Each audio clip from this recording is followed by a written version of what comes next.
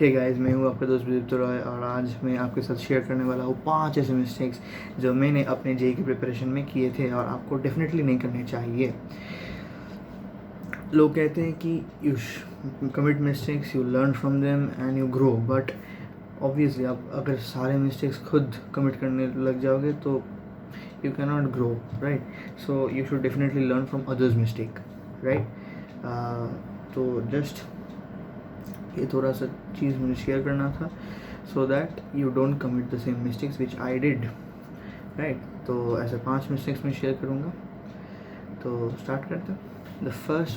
The first mistake which I made, I started very late, right? मैं बहुत late start किया था।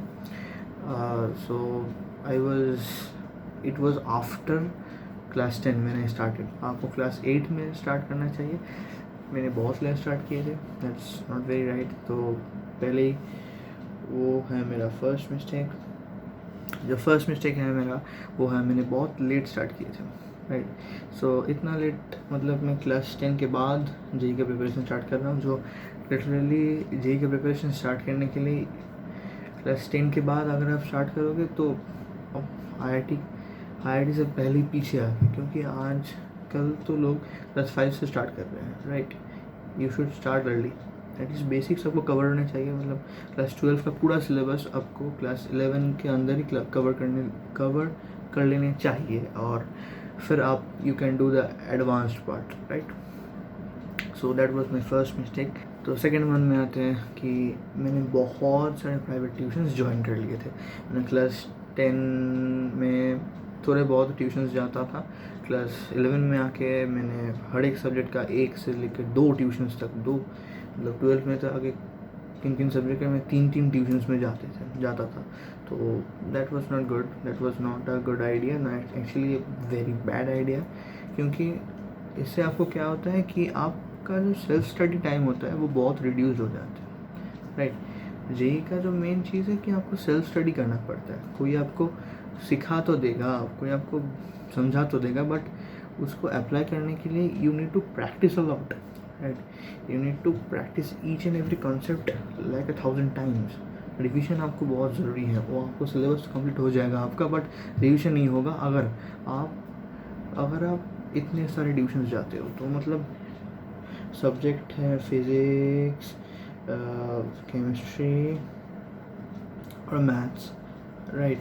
Physics chemistry maths, ये 3 subject है, और मैंने ये पकड़ लो कि ये 2 घंटे का ट्यूशन है, ये 2 घंटे का ट्यूशन, 2 घंटे ट्यूशन नहीं होता, 3 घंटे तक ट्यूशन होता है। तो ठीक है, एवरेज 2 से 3 ही पकड़ लेते हैं। मैथ्स का 3 इंटू कर ले तो 3 3 3 9 आता है, तो 9 इंटू 2 दैट्स 18, राइट?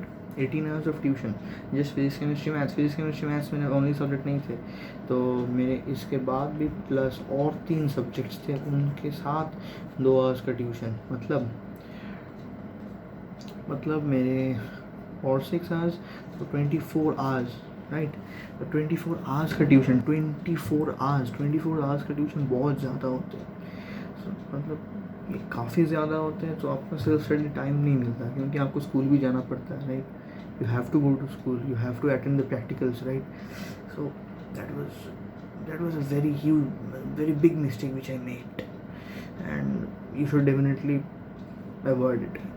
मतलब सेल्फ स्टडी लो, कॉन्फिडेंट हो कि हाँ मैं खुद भी कर सकता हूँ। जो आपका जो मेन सब्जेक्ट्स है फिजिक्स केमिस्ट्री में, सिर्फ इनका ट्यूशन लो, और बाकी सब्जेक्ट्स सब खुद से पढ़ो। क्योंकि स्कूल जाते हो, स्कूल में तो कुछ ना कुछ तो होता ही है, स्कूल में जो होता है उसको अच्छे से फॉलो करो और वही करो, दैट्स इट। ये मेरा सेकंड मिस्टेक था।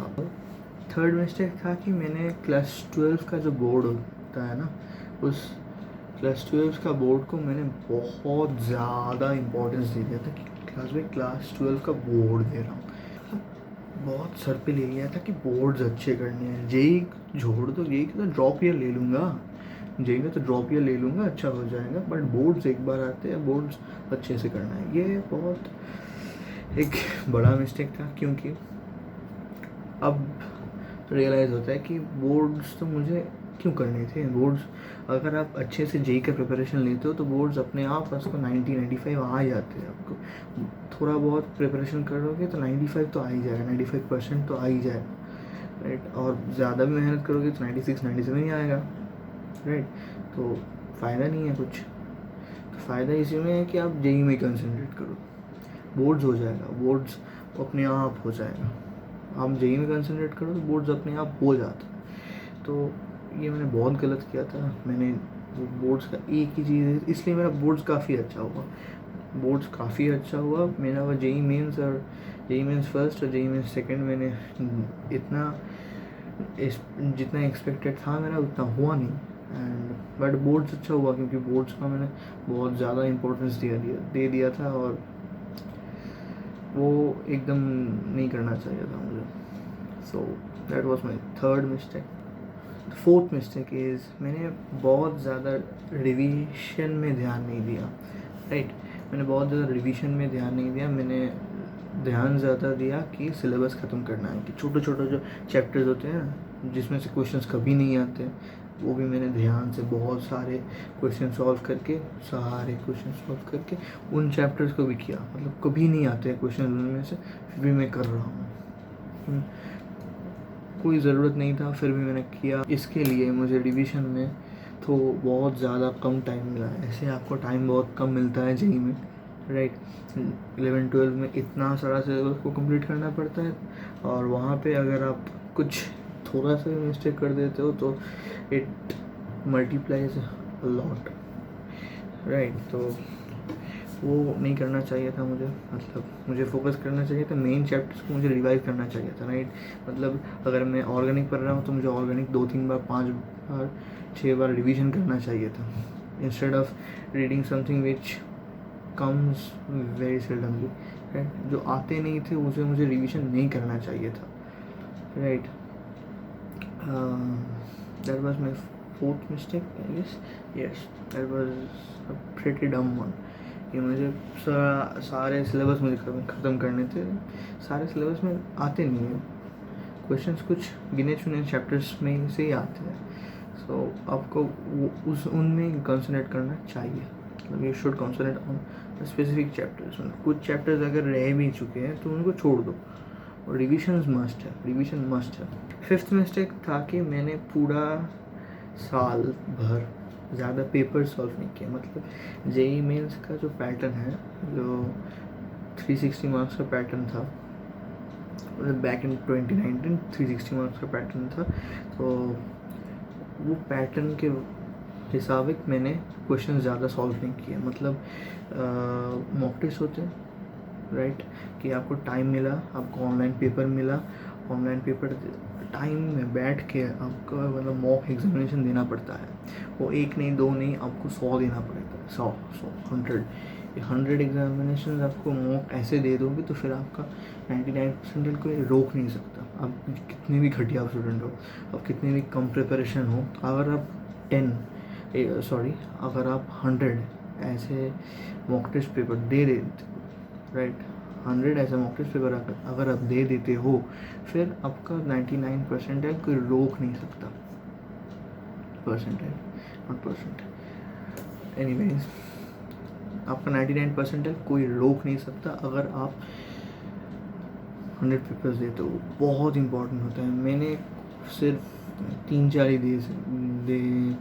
दिया था, 3 या 4 दिया था, और वो भी मतलब एंड में, कि मुझे नहीं रिवीजन करना है, कि मैंने सिलेबस कंप्लीट करने में पूरा साल निकाल दिया, और फिर मुझे लगा कि मुझे रिवीजन ज़्यादा करनी है। जब रिवीजन का टाइम था मैंने रिवीजन नहीं किया, मैंने सिलेबस कंप्लीट किया। और जब टेस्ट देने का टाइम था, मतलब ज़्यादा से ज़्यादा टेस्ट, वैसे तो आपको पूरा साल भर टेस्ट देना चाहिए, महीने में 1-2 देते रहो, जो हुआ है। कैसे पेपर सॉल्व करोगे वो एक दिक्कत होती है, कि कोई भी पेपर आपको सेट कर दे सकता है और उसके मुताबिक आप पेपर सॉल्व करते हैं। पूरा साल भर ही करना चाहिए, और एंड के 1-2 महीने पहले ज़्यादा करने चाहिए, राइट। और वो 1-2 महीने में मैंने ज़्यादा रिवीजन किया और पेपर कम सॉल्व किए। That was a huge mistake. तब पेपर ज़्यादा सॉल्व करने चाहिए, डेफिनेटली करने चाहिए, बहुत ज़्यादा पेपर सॉल्व करने चाहिए। तो ये है 5 मिस्टेक्स मेरे, और आप एकदम ख्याल रखिएगा, ये मिस्टेक्स मत कीजिएगा, डेफिनेटली आपका अच्छा रिज़ल्ट आएगा। तो और मैं ये मिस्टेक्स करने के बाद भी कैसे जादवपुर यूनिवर्सिटी में एडमिशन ले लिया, कैसे अच्छा रैंक किया, वो बताऊंगा शायद नेक्स्ट वीडियो में।